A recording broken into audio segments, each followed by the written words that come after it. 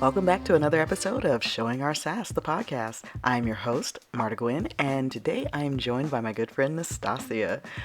Nastassia and I are a pair of unexpected friendship. And it's interesting how sometimes when you're working, you can have a situation where you have to learn to expect the unexpected. Nastassia and I share this passion for education, and we have had a whole lot of fun since we first met in a very serendipitous way. Nastassia is also one of my inspirations for living a very active life and just mixing it up with a bit of spontaneity. So this is going to be a fun conversation. This is my buddy who I will literally continent hop with, and I'm so excited to share this conversation with you today. So without further ado, let's get it.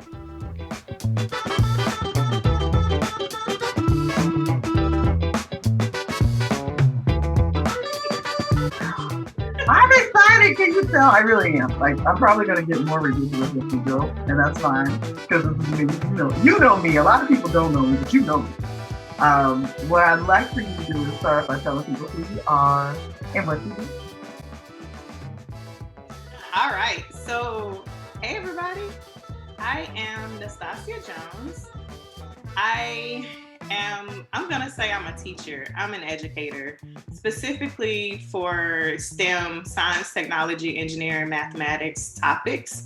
And my great joy is actually working with teachers. So I like to think of myself as an educator of educators. She's a teacher educator. Yeah. I love it. What got you wanting to do that? Did you have a really great science teacher coming up, or did you wish you had a really great science teacher growing up? We'll go with I wish I had a really great science teacher growing up, which is crazy because I really don't know how I got in science. Well, no, I do. Our community, when you are the smart kid, our community typically pushes you to say you should be a doctor or lawyer, and that's the box they put you in, these professional careers, and that's it. We need more doctors, we need more lawyers. Yeah. Me and black folks. Let's be clear. Mm-hmm. Absolutely. Tell me where you're from so they can understand the community. Oh gosh. Shout out to Washington, Georgia. Small town, I'll say right in the middle of Athens, Georgia and Augusta, Georgia. For reference, it's about 2 hours from Atlanta. I'll say northeast, and small. We call that rural. Rural Georgia. So when they think about Georgia and they think Atlanta, they don't realize most of Georgia is rural. Absolutely it is. In fact, I think right outside the county limits is where like the University of Georgia has a lot of farmland. So A lot of the ag stuff that they do is right near our county. So yeah, it's rural for sure. So they can understand what we're talking about. Yeah, absolutely. But so I knew law wasn't going to work for me. So it was like, well, I guess I'm going to be a doctor. And you need to major in a science when you go to college to be a doctor. So that's how I ended up in the sciences. So that kind of leads naturally into, what do you wish you had known when you started on this career path? If you could go back in time and talk to yourself.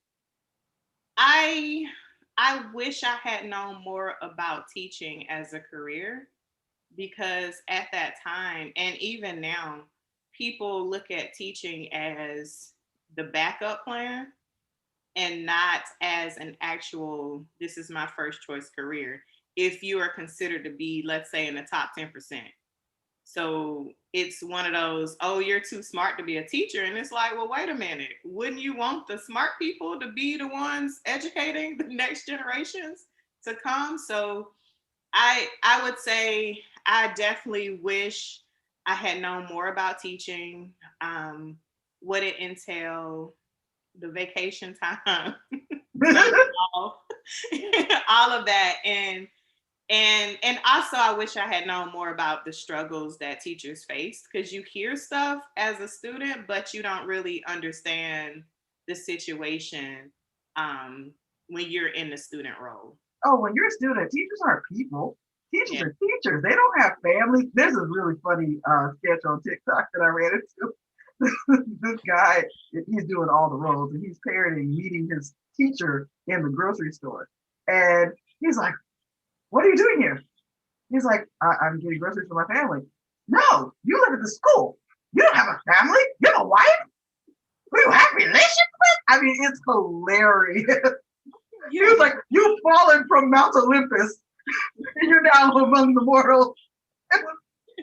But I mean, it's true. You know, it was weird for me because my mama is a teacher, or was a teacher, is a teacher, will always be a teacher. So I knew that there were teachers who had families and whatnot. But it's interesting how a lot of people, no, teachers aren't teachers. They don't go home.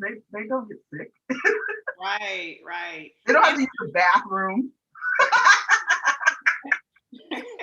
Not at all. And apparently the administrators don't think so either. But I have so many teacher friends, and people will see that through the series. And I don't think people appreciate, like, teachers legitimately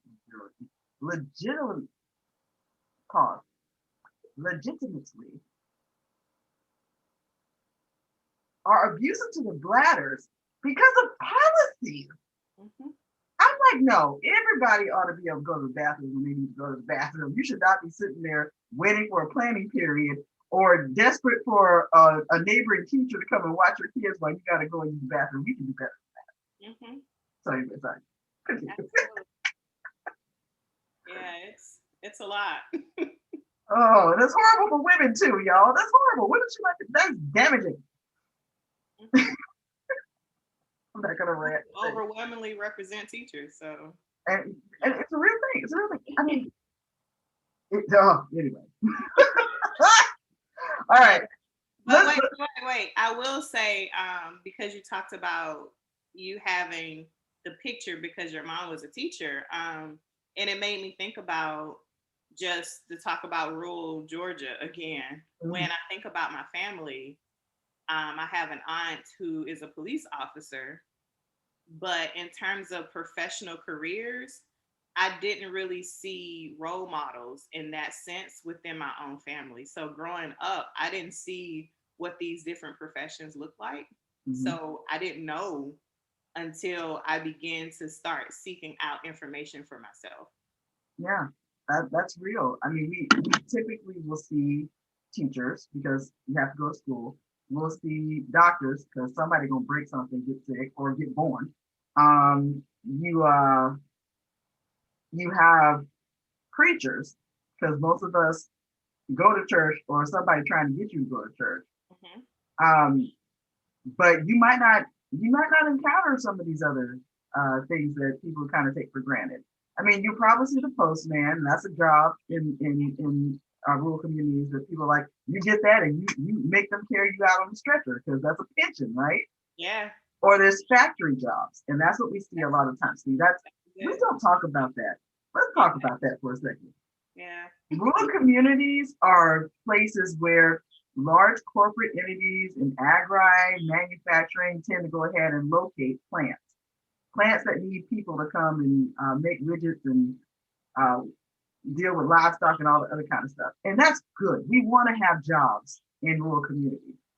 However, when you don't have balance, this is Marta. I'm not putting this on you. This is Marta because I got plenty of folks who live in rural America and have lived in rural America. You don't have a balance. You have children who grow up and they think they're going to make it if they can get a job and keep a job at the plant like mama and grandma and them had.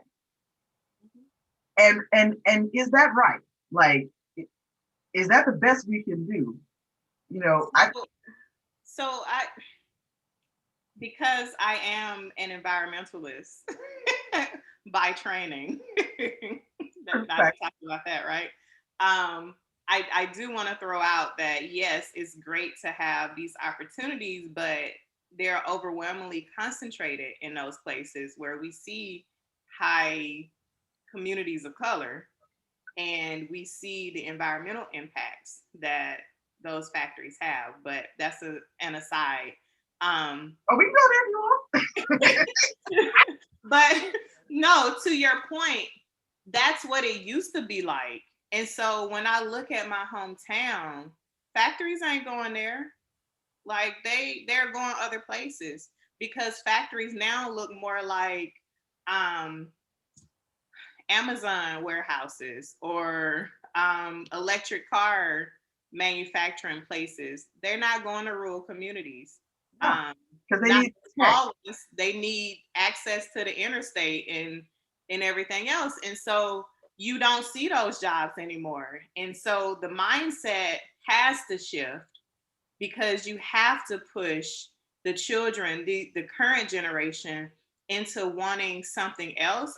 For me, a factory job was never an option. I saw how hard my mom worked. I saw how hard my aunts and uncles worked. I have a couple of family members who had to go out on disability because of various things that happened in the factory. I saw that and I didn't want that for me. I was always the kid where I'd rather read a book than have to go and do some manual labor. Like, no, I will stay in school as long as I can stay in school. which weirdly enough, I'm still in school. Like, yes, you are. I'm on the other side of the step now. Oh, man. And my family still joke on me all the times, like, you forever a student. Yes, I am forever a student, and I'm okay with that. And I talk to, my nieces and nephews that, look, don't be in a rush to say, oh, I'm tired of school. No, you need to rethink what school is and what it means to you and make it work for you. Get that paycheck, get those stipends. It is not just about riding it out until you don't have to go to school anymore. You are absolutely correct. But I do think far too many of our young people who are coming up, gosh, I'm that person now. Far too many of our young people don't realize that it's a tool. It's for them to take control and ownership of and leverage it the best way they possibly can. Not everywhere. And here's one place I'm going to push back on people who want to knock the US. Most countries do not make an attempt to afford educating everybody to a basic level of education. All right. I'm going to pound my American chest for a second. Most don't. Now, for those that have it, it's usually restricted to certain populations and whatnot. So I don't want to hear that yin yang. Because we make that decision, I'm not saying we do it the best way you possibly could, but we are one of the few places in the world that says everybody ought to have a certain level of education. And that's directly correlated to some of what we're talking about. It used to happen in factories with child labor laws and making sure people knew how to be generally safe and whatnot. You got to know your history so that when people start talking crazy at you, you can say, actually, no, that's not true. Here are the facts. So I do have to give it to them. I think also people realize the Department of Education, the U.S. Department of Education, only as old as I am. Sorry. How you doing? Okay, it's back. I'm trying to turn my notifications off. So I can stop here and ding, ding, ding. It happens. No, it happens like that. It's like end of semester stuff. And listen, I'm just happy I was able to go ahead and grab hold of you, but I do want to make sure people understand that the U.S. Department of Education, the national entity, was formed in like the very end of 79 or 80, 1980. It's not that old. I'm not that old. People think it's been around, but the ability to regulate, to make sure we have certain common standards of education and whatnot, that even that part is still a little bit of a new invention for us. So yeah, it makes sense to me that we don't have it completely perfect yet. But that's not an excuse. We still have to do better. We have to do better. Oh man, but you had me laughing about that. I too was, I was a kid who just wanted to be left to figure out how to solve problems on my own. I read a lot. A lot of people label me as an old woman. I love the big, thick books. I was always ready with my coins when the Scholastic book fair would come through. Man, I would get myself, Jane Eyre was one of the first ones I bought myself. And that sucker was thick. I have a copy of it. And I loved it. I love Austin. I've always been a mystery person, like mysteries. I've always, even now, like with TV, it's crime shows. Did you do the Choose Your Own Adventure things when we were on it? Okay, have you ever seen those? No. Oh my gosh, you were to, that's right. I can remember you all were me. So when I was growing up, there were these things called Choose Your Own Adventure, and so people would write these books where they had alternate endings, and they were all in the same book. So what you read up to a point, it said, if you read this, then you go to page such and then your story ended that way. But I love those books because you could go back and then you could read a whole nother story essentially in the same book. I don't know why they don't have those that much anymore because they're fun. But they were called Choose Your Own Adventure. I tried that, but that sounds amazing. Yeah, we should bring those back. They've been reaching back and bringing back everything. We should bring those back. Maybe that's why I'm so schooled in the whole idea and concept of a multiverse. Big nerd here. Woo! I had something else I was going to get to, but maybe we'll come back around to it. Tell us a little bit about what you view as having been your biggest learning opportunity today. Say that again. Sorry. Your biggest learning opportunity today. Some people say failure. I don't believe in failure. My biggest learning opportunity has been on the job experience.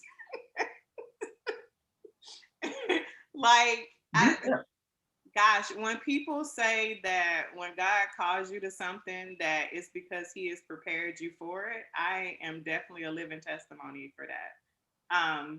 My biggest learning opportunity has been the different jobs that I've held and the opportunities that I've gotten through being a friendly person and showing myself as a hard worker and someone who can adapt to different situations. It definitely has opened up doors for me and allowed me to be able to step into rooms that I know on paper I was not qualified to be in the room. But because of my own abilities, I was able to get there. And I know that was nobody but the Lord. But each job, when I look back at different jobs I've had, each one prepared me for the next. And they've all prepared me to be right where I am in this moment. Isn't that beautiful? But I know when I was younger, I was like, I couldn't see all of that all the time. And it was like, I just want to, what's the right move? What's the right one to do? I don't want to mess up because I don't have time to mess up. I just want to get the path and do the work and then rise and rise and rise. And that was a very... That's the conversation that I'm having with one of my nieces right now. So she is spring junior year and is like, what am I going to do? Because she's looking ahead for senior year. And I'm like, first of all, I was spring my senior year and didn't know what I was going to do. Like, I knew throughout high school that I needed to keep my grades up. I knew throughout college I needed to keep my GPA high, because I needed to be prepared for whatever came next. But I had no idea what that next thing was going to be. Because remember, I said I was going to be a doctor. So all the way up until summer my junior year, the summer after my junior year, I did a summer program for pre-med at... I don't know what the name of the hospital is now, but it's the one that's in Augusta. That's like the medical center for Georgia, or they changed the name. Medical College Georgia? Medical College Georgia? Yeah, but they changed the name of the whole system now, and I have no idea what it is, but yes. And I ended up with an anesthesiologist who was stationed in labor and delivery. So amazing. I got an opportunity to see a live C-section. I didn't get to see a live vaginal birth, but I saw a C-section. And at that point, it was just like, whoa, these doctors, those are power tools. Like, it's it's not. You think so, care and don't harm the baby, but it's like they use power tools to yank that baby out. But anyway, I don't freak anybody out who has a child, but I think that they are truly inspired when they do horror pick on the sound effect. I think they draw inspiration from live births. Seriously. they probably do actually. But so she was married to, like, I think he was the only neurosurgeon. Ooh, I like that. And I remember the one day where their nanny had to bring the two children up to the hospital break room so that the kids could see the mom. And that was the moment where I was like, no, this ain't for me. All of this schooling, all of this everything, and I can't be at home with my babies? No, it's not for me. And now looking back, I know there's different paths you can go as a physician, right? That you can be a family medicine doctor or whatever, and you can have your own practice or work in a place where you can set your own hours. But in the moment, the entering senior year in college me saw that moment, and I knew I couldn't. That wasn't for me. And I still took the MCAT. I still continued through the summer, finished the program, but I knew that I wasn't going to medical school at that point. And so whole senior year, no idea what I was going to do. But again, I made sure I was prepared for whatever came next. And so with my niece, as she is preparing for her senior year, she's freaking out on there's so many different things I want to do, so I don't know what to do next. And I'm trying to talk to her about, look, just prepare yourself for the next opportunity, and the next opportunity will come. Just make sure you're ready for it so that when you see it, you recognize what it is so that you can step right into it. And also, make a path for yourself. Who says that you have to be going down this traditional journey of being a nurse or being a psychologist or being a lawyer? Those are the options she's thinking about. I said there are ways that all of those intertwine with one another. And perhaps there's a position that will be for you to create that combines all of that. And the thing to focus on is what skills do you need to do what you want to do in the future, because your next step needs to be focused on one of those skills. I'm glad you raised that, because that's one of the things I think I have found most frustrating in the work that I do, and trying to help people align to the work they really should be doing, not what they think they should be doing, is that when you tell people you might need to create your job, and they freak out because that they don't want to think about creating. They just want to step into something that's already worked out. And what I'm seeing increasingly, the more we move in this technology vein, there's so many, it's becoming less common to step into a predefined job. Mm-hmm. And so what my concern is for our community, of the community for African American, Black and Brown people, is if we hold on to this fear of creating opportunity, which is not of us, but if we hold on to that, we are going to get left behind. Many of us will get left behind. We are innovators. We've always been innovators. Where did this fear come from? I want your opinion on where did this fear of creating our own come from in our community? Because we haven't always had that. No, we haven't. But when you look at history, I think a lot of that plays a role in it, because how can I put this? We weren't able to. So we would have these innovative ideas, but you look at how the systems are against us in many ways, and how everything would be pushed against us being able to to step into what we were trying to do. When you look at history and you think about the communities of color and the independence that was there and how it was stripped away from property to businesses to Black-owned banks at the time, everything that was stripped away, you know, people got in the mindset, well, I just need to conform to this job that they have for me over here so that I can feed my family. I think that's where a lot of that fear comes from. If I step out to do this thing that I know will benefit my community and would benefit what we're trying to build in this community, then it's going to be taken away. And now I won't have a way to feed my family. Mm-hmm. So maybe, because you know I'm involved in a lot of business development stuff right now too, particularly when it comes to Black folks.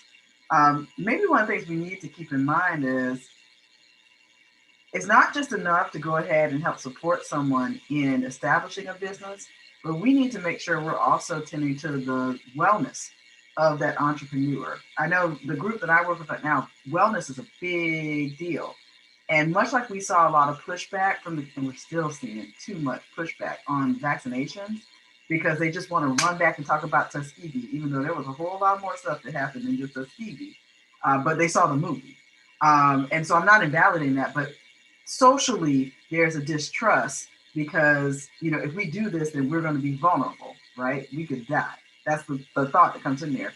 You look at the situation with, even though that's not the case, you look at the situation with when people have seen movies like Rosewood, which was important to tell the story, but I certainly hope that doesn't contribute. For those who don't know, Rosewood is a story of a community in Florida.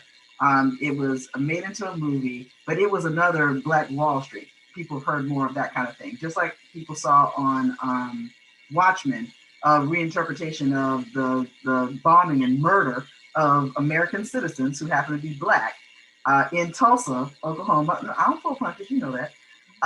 You know, it's important for us to know those stories, but to think about the psychological impacts on people. You're saying you should go and you should have a business. Well, when in some cases my grandparents had a business, they had the Klan run on them and burn their business to the ground.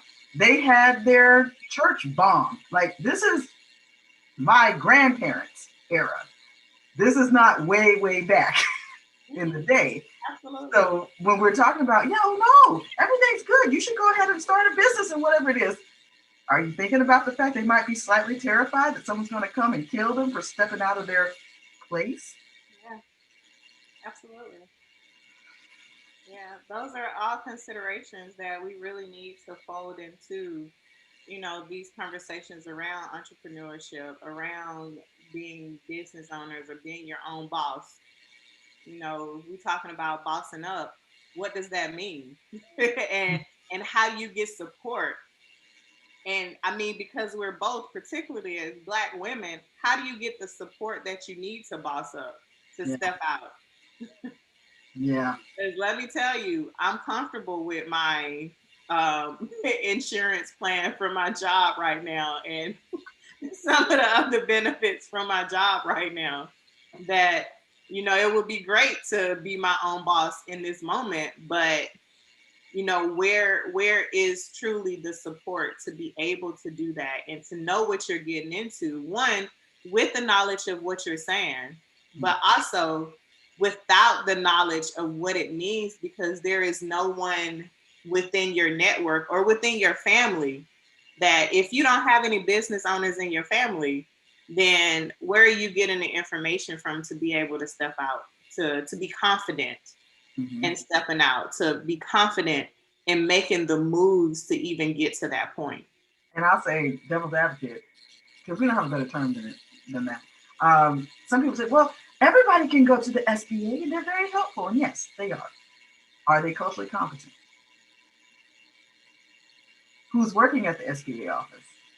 Are they sensitive to some of the unique struggles of folks who are not white Anglo-Saxon males who are trying to go out and start businesses? You know, yes, there's a resource there, but is it culturally competent? Is it diverse? Is it inclusive? Truly, not just in word, Putting a webinar online is a good first move, but you need to have some other folks involved who can help break things down. I see it every day when I'm working with my folks. I ask them things like, they're doing, so this is a Black-owned company in Atlanta that's importing fabrics and materials from West Africa, right? Camp Swank, right? So in working with them, they're alumni of one of our incubators. I asked the question, are you aware of the U.S. Import-Export Bank? And they were like, huh? And I went, ooh, you're doing business internationally and no one's informed you of this resource that you have access to as U.S. citizens, okay? Doing business overseas, it helps to protect you doing business with foreign entities. I said, do you know about the World Trade Center network? And they're like, huh? I'm like, they help you negotiate the best rates for how you're going to export your goods or import other goods in there too. And I'm like, have you gone to SBA? Huh? I'm like, ah! But also think about like the generations of business owners. So on the one hand, it's, oh yeah, the resources are there. You just got to go use it. But on the other hand, it's like, yeah, but these people over here starting businesses, they're not having to do all of this footwork on their own or at all for in some cases. That have a mentor who knows it, who takes them under their wing and says, oh no, you need to file your articles. In fact, hold on, let me call my personal assistant. Pull up my file. It's like when you're in higher ed. Ooh, let's tell some secrets. Like when you're in higher ed and you're thinking about going to graduate school, it's the difference between having a mentor who says, say you go to the doctoral program, PTSD, and it's different between having a mentor who says, here's my vita. This is what you need to put on your vita when you're going to do your job search for your first job, whatnot. Let me call my friends and see who's got a slot open that fits, who's going to take care of you to the next step. There's some people who have that. Most of us did not. So you out there on the internet searching curriculum vita and pulling other people's down there trying to figure out how do you describe what it is that you did in the right way so it's going to hopefully draw the attention of somebody else. Mentorship matters, people. And that's one of the things that drives me nuts. People talking about, you want preferential treatment. No, I want the same preferred treatment that you've been given to the ones that are your picks. Mm-hmm. But even in the example you just gave, it's a difference in, like you saying, a real mentor that is like, here's my CV, here's my teaching philosophy, here's my research statement, so that you have examples to go off. Yeah. Versus here is a link that will show you how to write this. Like, it's a big difference. And go look up Purdue OWL, for references and whatnot. Great resource, but good God. Yeah. It's a difference when you have someone who can help versus you stepping through these paths alone. It reminds me, I still love my graduate advisor. But she told me point blank, I don't know how to do what you want to do. So I don't know how to help you. And I don't have a network to help you do what you want to do, because she was a research scientist, traditional postdoc in research, get a position, tenure track position, and continue through to get tenure, promotion, all of that as a researcher. But that wasn't what I wanted to do. And she knew that, again, my passion was to be at a teaching institution where the focus would be teaching with some research on the side. That's a conversation in a second. But she didn't know. She didn't have networks for that. She didn't know. And she said it. And I appreciate her saying, I don't know how to help you, because, for me, it's you have a desire to help me and you want to mentor me. You just you're not equipped to do it. So I need to find somebody else, versus, oh, my advisor doesn't care about me. No, she cared. She just didn't know how to help me. And you literally were coming through your program at the time when the world was figuring out what a STEM, what do we call it now? STEM education research or STEM education learning research. Like it didn't exist. So again, you got to create these things sometimes. Yeah. I remember having many conversations with you being frustrated that there wasn't a map already. Like, and even now I get frustrated because I see postdocs for STEM education. And you're like, why wasn't that there for you? Get this. It's there because of you. Years ago. It's there because of you. You need to stand up and say with pride, you got this because of me. Yes. It's been a struggle. I mean, like you're saying, it's been a struggle for sure, trying to carve my own pathway, but I'm thankful because there is a community now. And more so, the community used to be just grounded in education. And so, you know, for the viewers, STEM and education has been separated for so long. Education and anything else has been separated. It's like, no. You want to be a teacher, you need to go over here to education in this box. I don't care what level, what anything, you need to be over here. But if you want to be at the university level, post-secondary, anything level, you need to be in your field of choice. Your content area. With no education background, no pedagogy. No pedagogy. Classroom management, none of that. But if you want to teach at a university level, you know, you don't need any of that. So it's amazing now to see the networks of people that are, you know, biology educators, chemistry educators, math educators, engineering educators, because these are people who most likely were trained in those content areas, but they had a passion for improving the ways that we teach and we learn STEM areas.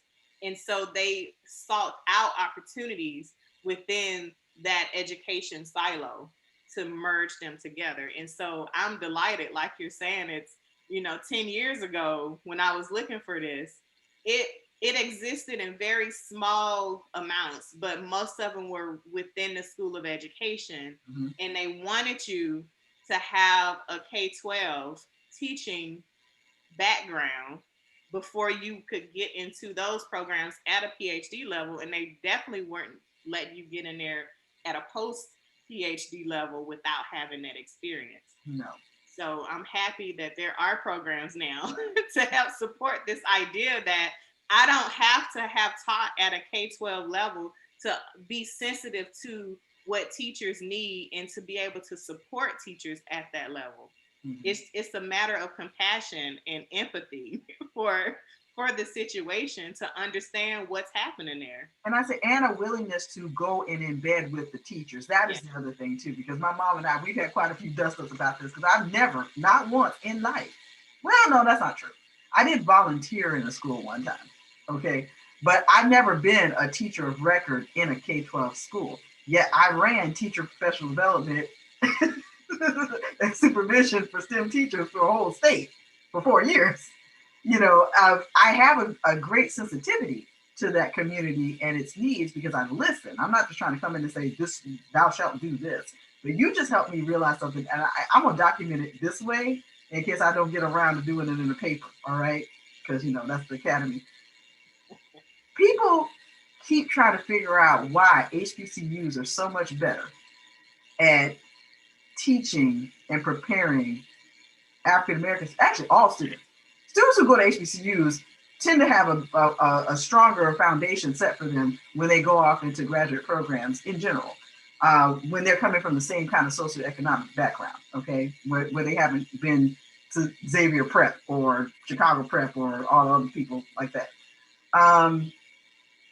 And I think maybe that's grounded in the fact that many of the faculty of HBCUs, going way, way back, they had to teach at the K-12 level. And then they would sometimes also have a position at the higher ed level, being at the HBCU and whatnot, but they had that grounded experience in either primary or secondary education So they crafted their pedagogy skills, whether they had it formally trained or not. And that same can't be said for traditionally white serving institutions. They didn't have to do it that way. Yeah. They weren't moonlighting in the district and then over to the college at night trying to teach classes. Yeah. Not like we did. Yeah. Anyway, I just had to capture that for a moment. That's a paper. It would be interesting to see, because you're switching my researcher hat on now. It would be interesting to see how that has shifted now, because that's not the case for HBCU now. No. But we know that we as an HBCUs are still the top producers of African Americans in STEM fields with bachelor's degrees who then go on to get PhDs in STEM fields. So it will be interesting to see, well, how the situation you were just talking about, how it's been embedded in the system. It was embedded. It's embedded in the culture, not the curriculum. It's embedded in the culture. Yeah. You meet a student where they are at an HBCU. You don't look to your left and look to your right. That's some bull.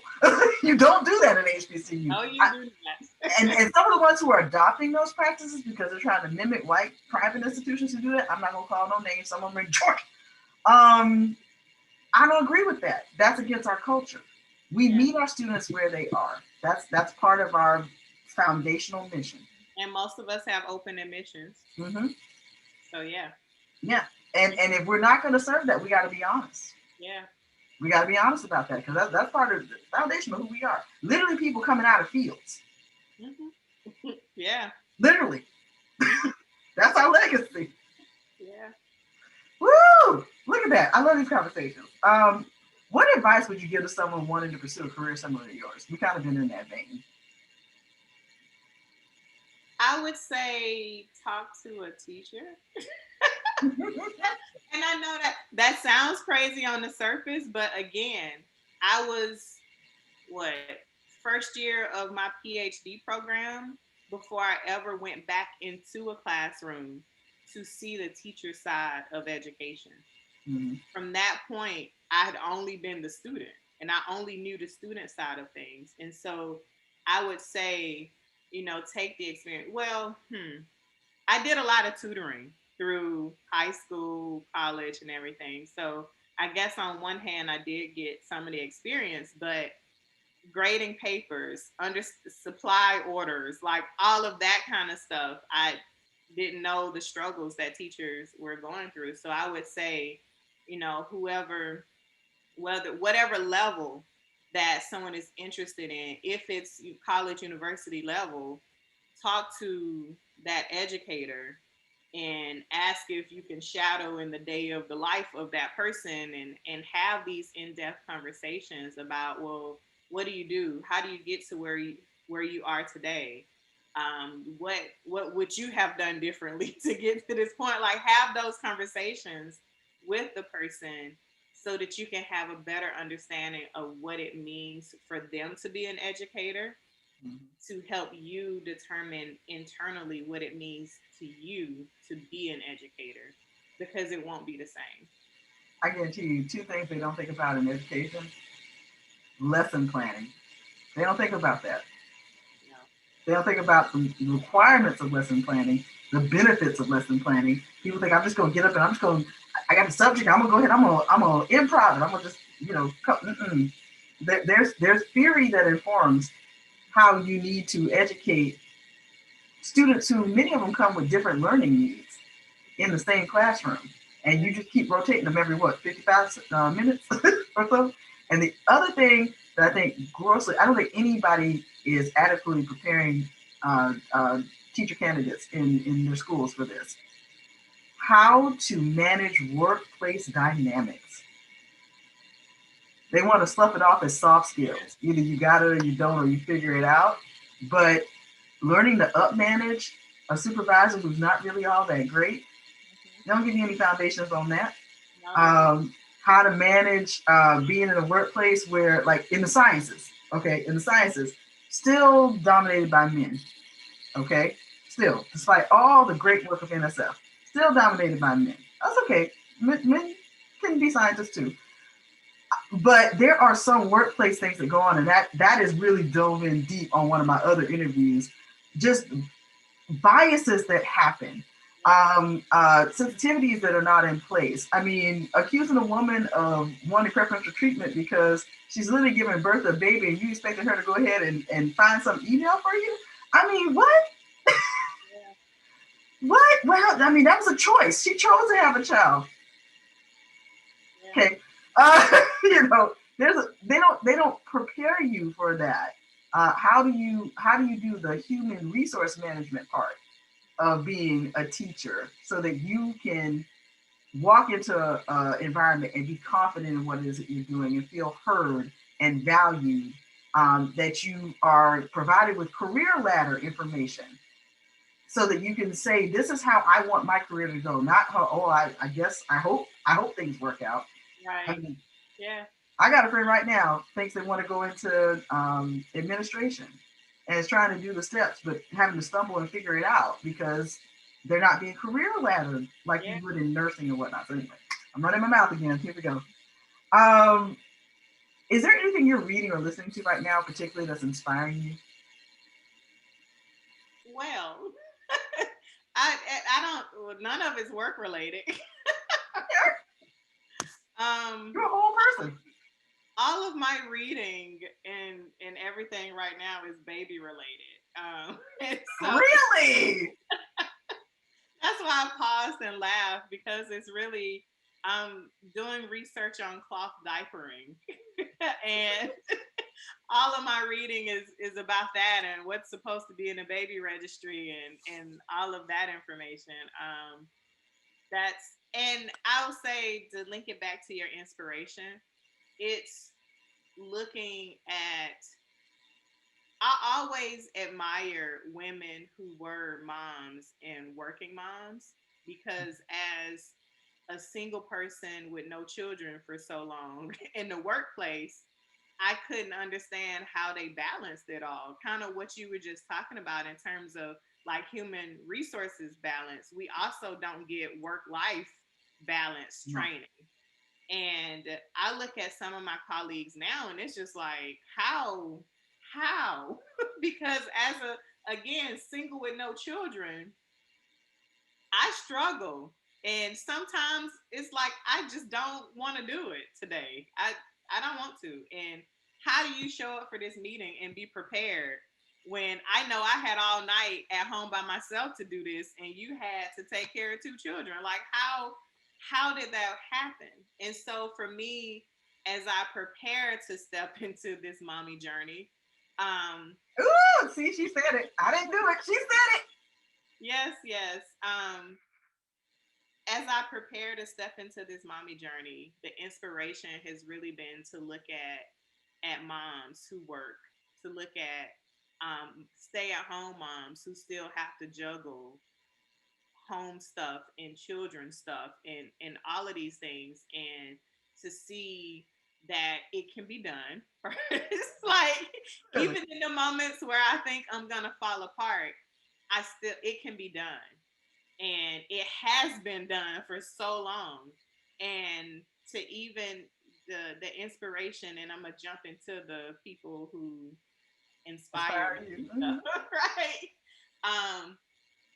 Because I'm on this journey, it is changing the relationship that I have with my mom. So, the conversations that we're having now, and she's like, no, I'm gonna be there, and we can cloth diaper from the jump, because I've washed diapers before. Like, I cloth diapered y'all, and I was like, wait, so all three of us were in cloth diapers? Like, why did I never notice? I mean, why would you know that though? I mean, right. Diapered. and I know, and me trying to explain to her that cloth diapering now doesn't look like it did, 30 whatever years old I am ago. That it doesn't look the same. And so to have those conversations, it reminds me of my own upbringing and how hard she worked, while still, taking care of me and having to juggle all of that. And what does that mean for me? Because I don't want to have to juggle all of that. Like, I don't want to make some of the sacrifices that I know she had to make for me. I don't want to have to make those. And so, one of the biggest things that I've said from the jump, and probably the reason why it's until now that, having a child was even a thought that was possible, is because I want to be there for my children. Like, I don't want to have a babysitter or daycare all day, and not there's nothing wrong with that for the people who make the decision to do that. But again, I know how I was raised, and I want to be the person who is taking care of my children. I don't want someone else to be taking care of my children. And so really thinking through what that means for me, and reading all of this stuff about what mommy life looks like. That's been my reading and my inspiration. To It's inspired me to work, actually, because it's like, wait, you need to get all of this stuff done before the baby gets here, Yep. because you're not doing anything else for a while. Well, when I think back on it, because my mother also worked when I was, well, she's always worked, and but it's fun looking back at it now. Mom was teaching in Chatham County School District. That's the family, y'all. And she stayed in the schools after I was born. When she came back from maternity leave, she was a working teacher while when she was carrying my brother.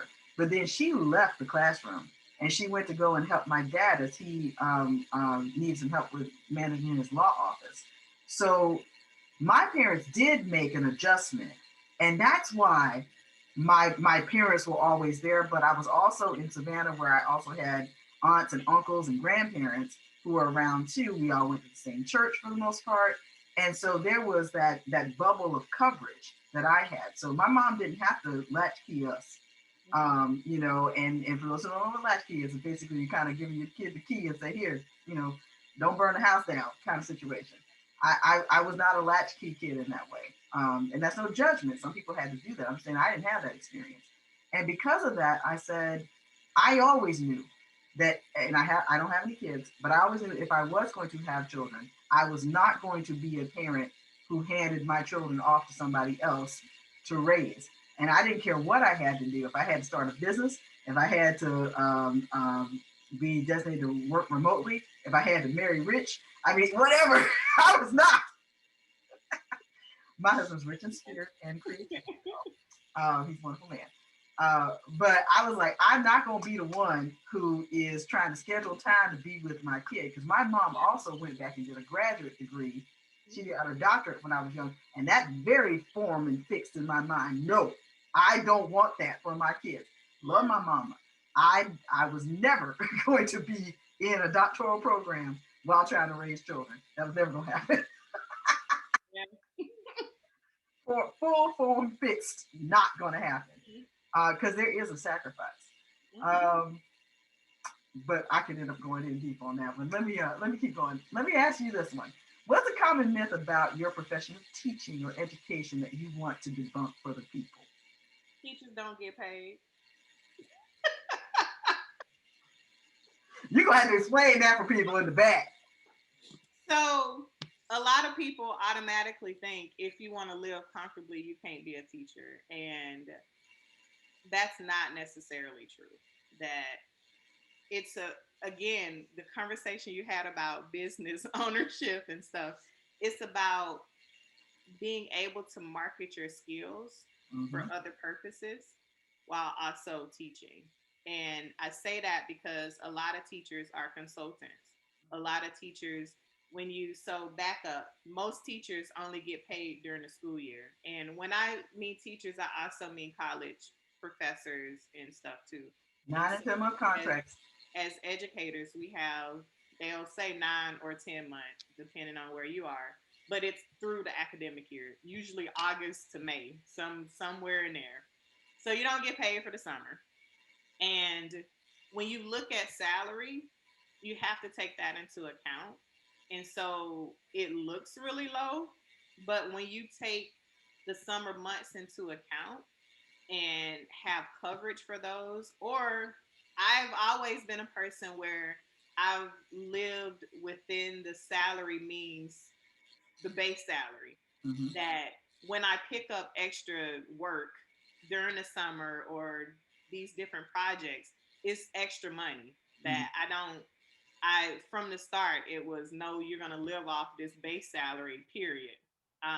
You So stretch your 9 or 10 months over the 12 months because you yeah, have benefits that cover you across that there time you go. because of the They way, do. yeah. Mm-hmm. Absolutely. And so a lot of people will look at a teacher's salary and think, oh my gosh, like this is what you get paid. I can go do this and make a lot more. And it's like, yeah, you can go to this factory job in some places and make more money. But when you look at life, how much vacation do you get? 2 Teachers get weeks? 3 months of vacation. So Absolutely. you're essentially 3/4 employees from a salary perspective, Mhm. but you have all that time. And people don't get that. It's basically like a teacher could act as though they had FMLA every year of their career. Mm-hmm. Yeah, when you think about all of the federal holidays when schools are closed, when you think about Weekend. Christmas break, that whole break, and spring break, and summer break, like all of that versus a factory job where you get 2 weeks vacation. No, that wasn't for me. Like, I love my off time. Mhm. Now, some people keep picking up stuff to cover expenses and stuff, and they don't really have an off time, but I try my best to protect my vacation time, that you truly need to take time to vacate mentally from it so that you can get back to it. So I'll say there are different ways that educators can earn more money on top of the salary that they have. No, we don't get paid overtime like some jobs do, but you can pick up, you can do professional development that pays you. So you can sit through this. I just did a 2 day professional development where they paid me to do the professional development. So I'm getting information, but I'm also getting a paycheck. Mhm. And again, like I said, consulting work. So I can get different contracts to do different things depending on what your skill set is. So I think money is really one of the myths. I'm so glad you raised that one. I'm so glad. Yay! I didn't have to poke you that much either. Um, so now I think because of time, I'm gonna take us to my favorite segment, which is spill the tea. You have a choice. You can tell the people some of my business that you think they need to know that they don't know, or you can ask me a question and I have to answer it fully on an honest way. Hmm. One or the other. Somebody tried to go and pull both. Do both. Oh, okay, okay. I'm gonna ask a question because I'm nosy. I know that you have been increasingly traveling more and more, although COVID threw, some wrenches in our plans. Sure did. Um, so I want to know. Wait, my question is more of a two-part question. I'll permit it. Okay, I want to know about 2022 ideas for travel that you really want to do. Mhm. Um, and then and it may actually be part of this, but I would love to know one place that you've really been trying to get to. Okay. I can kind of wrap that into the same answer, really. Let me take 2022. notes. Let me take notes so I can plan my 22 based off of. Oh, really? Yeah, that's fine. I mean, this is recorded too. Um, so in 2022, my feet are going to touch the African continent, period. I don't care. You can send another pandemic around. I'm gonna get out before they shut the borders and I'm gone. I'm going to set my feet. Make that happen. I'm going to set my feet on the African continent. That, Hopefully in that's gonna multiple happen. countries. Oh yeah, oh yeah. Because that was gonna happen in 21. I was going. And then ah! Well actually I was gonna do it at the end of 20, no, yeah, in 2020. Actually, that was the original plan because we were in Rome in 19. Can you believe that? Yeah. Okay. Um, so yeah, Africa is a big thing. That said, I haven't really put a number on it yet, but I definitely want to tick up my number of countries. But my real focus, I mean, I have to go back to Europe. I got to go see my littles because they're growing so fast. I can't stand it. You got to see this picture of Eva. She's the attitude, my lord. Um, that's my niece, y'all. She's my vengeance. She's such a She's my sweetie. joy. Both of them are sweetie pies, Oh, but they are absolutely. I adore both of my, my niece and my my heart softens to girls. yeah. Well, Eli made me a auntie, so he's always gonna hold that place too. That's But he that's thinks too much probably my like me. situation too. He thinks too Like much like the me. first couple nieces nephews were nephews, Yeah, but then the girls came and it was just like, got all two of the table. One thing I am gonna do, and people are gonna think I'm crazy about this. I'm going to ride trains around Africa that sounds because I fun. love trains. I love trains. Um, the other thing I'm going to do, and some of this is probably going to happen across the rest of 2021, is I'm going to knock out the last 7 states that I have not been to. Mhm. That's going to happen because that was also something that's going to happen in 2020, in my year of 40, Yeah, and with my passing. Though I did go across the country on the train. Actually, I want to do the California one, the Western Seaboard one. uh, you're talking about the coastal starlight. I think so. Okay, yeah, because California Zephyr is what you use to get over to California. Hmm. Yeah, the Coast Starlight. Yeah. Um, I definitely want to go and do a proper visit to Canada. I want to go to a number of territories. I want to go all the way up to. I saw this on Donnie Live. He went up to the polar bear capital of the North American continent, and I have to go there. It's amazing. You can only fly or train in there. There is no road. I was gonna say, can you go via train? So Yeah, yeah. Churchill. That's what it is. Churchill. Manitoba, I think. Here's the thing that was really kind of mind-boggling for me that I'm still trying to settle in my spirit. I live here in the middle of the country. I'm in Arkansas. Y'all know that. And I never really thought about the fact that South Dakota and North Dakota are highly drivable from where I am. actually, yeah. I was like, wait a minute. I don't have to do all these. I can just drive. And so I said, huh. Now, these road companies are being ridiculous right now because they were all on the verge of bankruptcy before COVID. And then all of a sudden, they got to charge you twice what it is that they were charging before the pandemic. Ours. And I'm just like, yo, no, no, it's not right. It's not right. But that's okay because it's going to force more people to go ahead and use trains, which I'm happy about. But yeah, I'm gonna say I'm like, I'm just gonna go ahead and knock out the Badlands. And what I'm thinking is I might go ahead and drive up South Dakota because South Dakota is the only U.S. state that does not have Amtrak service anywhere in the state. Yeah, fun fact. Maybe it has something to do with some of the reservations or where they lay. I don't know. But I know I can't get that on the train. So I was thinking if I drive to South Dakota and then from South Dakota, you got to go to Rushmore. Hopefully it won't be on fire. You have environmentalists, you do know what's going on in the Badlands right now.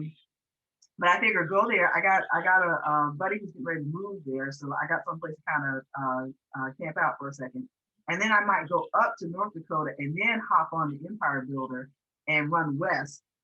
No, I can't do that. I have to do North Dakota last because there's apparently this thing where if North Dakota is the last of the 50 states you visit, you join some club and they send you a T-shirt, and I want the T-shirt. That's funny. I was like, I gotta do it. I'm just gonna do it now. But yeah, I'm gonna knock out the rest of the 50 states. I've been to Alaska and Hawaii, so that's not a problem. Um, and I want to get the rest of the continental. I want to watch the sunrise from Maine. Like I want to see it out at a lighthouse or something like that. I just want to the furthest point of the continental U.S. I want to see the sun come up. I beach everything lighthouse. I want the whole thing. Now that one you're gonna have to tell me about because seeing the sunrise over water period is my on my bucket list. I don't know why you won't just come with me. Just come with me. You should come with me so we can have lobster. You have to tell me that one because that I have to check it off my bucket list. Every time I try, it's cloudy, and I've just been angry. We tried in Hawaii. We tried. Oh, I got a beautiful sunset in Hawaii. I can show you. No, we can see. I've seen all kinds of sunsets over the water, but I've never caught a sunrise up over the water. Well, sunrise is tricky. Yeah, it is. Because it's always cloudy. We have to set the camera up and do time lapse, but yeah, no, that's something that can happen. So yeah, I want to do those things. At some point, I'm going to go to Asia, but when I go to Asia, I think the first place that I'm motivated in my heart to go is Subic Bay. That's where my grandfather was stationed in the Philippines when he was in World War II. And something happened when I popped it into Google Earth one day. Just I don't know why, it was just random. Because we don't know a lot about his time in the service because he didn't talk about it a whole lot, understandably. But when I saw it on Google Earth, I was like, I have to go there. My grandfather was there.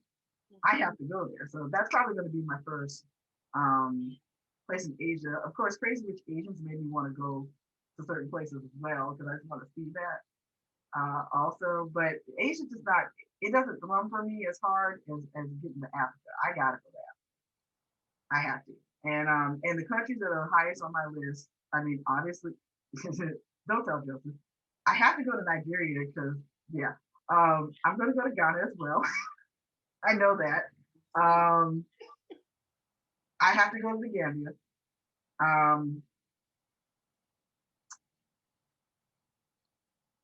I very much want to spend some time in Kenya.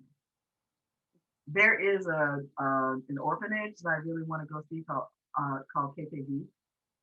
I really love the work that they do. In what country? Kenya. Okay. Tanzania, I have to go. Rwanda, I have to go. I need to see these high-speed trains. I think it's interesting that people want to say stuff about Rwanda. They have high-speed trains, and they're much cleaner a country than we are. We don't have high-speed trains. Yeah. Okay. I don't know how you call yourself number one and you don't have high-speed trains. Sure. Obviously South Africa, I'm going. I have to see Cape Town. I have to see Johannesburg. I need to go to Cameroon. I need to go to Cameroon. Yeah. So there's a number of places that I just gotta have high. I want to see them all. That's why I said I'm gonna do the train. I know there are so many trains on the continent, passenger trains, and people are like, wait, they have rail? Yes, they have passenger rail in Africa. I have to look that up because I remember you posted the links. Yeah, I've seen the links, but I really need to look that up to see where I can take it from and where am I going because I want to. I'd say the first one to do is probably South Africa because it's going to be the one that's going to be most familiar and whatnot. But I know I posted in Nomandis at one point because I found that I was like, yes. And people were like, what? Where is this from? Yeah. There was something else too. I mean, obviously I'm going to go to Egypt too eventually. But I'm more interested in so the Kemetan area, you know, the Southlands. Where the dark Egyptians were from, you know, they're actually they're Kemet. I really want to see that. Yeah, I got a lot of places to get to. Did I answer that thoroughly? You got enough tracking points? Yeah. Basically, anywhere I can get to, I'm gonna go. Yes. But yeah, no, we're going after. We're going after. And in fact, I want to take my parents too. That's why I'm thinking maybe South Africa might be the first if Ghana doesn't happen. But see, my dad, you know, we have friends who are in South Africa, and so that's a motivator for him. That would be the only thing that would tip the scale on that one for me. But that's something that needs to happen. He told me that. He admitted one thing he always had a dream of was to set foot on the African continent. And I was like, you need to do that. Period. So thank you so much. Is there anywhere you want people to look for you online? You want them to find it?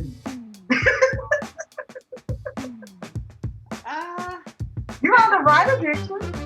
I am on right addiction. I am. Instagram at DrStassi, DrStassi. Tell them what you do on the right addiction, though. Tell them what my fruitful pursuits. Yeah. You know, I'm still crafting what that. I think each week my blog post is helping me kind of think through what that actually means. So I will say my word for the year is fruitfulness, or being fruitful. Interesting enough, it was birthing, and at the time that it came through, it had nothing to do with children. But it's fitting now. But definitely being fruitful in all areas of life. And I think it was just because of what we experienced in 2020 that I needed to kind of just stop and think about each area of life and being able to produce good fruit in every area. And so through this blog, I'm able to kind of reflect on what that means in my life and internally kind of try to pull out what these different pursuits are of fruitfulness in my life. And at some point, we are going to get my website updated. It is there though. It's there. You can find me at DrStassi.com. So it's there as well. I think between Instagram, Right Addiction, and my website, that's me, DrStassi. That's her brand. Sure is. Has been for a long time. Or another, actually. Well, thank you so much for doing this. I appreciate it. This was fun. I'm glad. Thanks so much for joining this episode of Showing Our Sass, the podcast. We really appreciate you being here. I hope you enjoyed this conversation, and just know we're hitting about the midway point for this season, so if you've missed any episodes, go back and hit that playlist. If you're watching and you haven't subscribed yet, come on, y'all. Really? Those of you who subscribed, we really appreciate you, and we look forward to more conversations with you all for the rest of the season. Thanks. See you next week.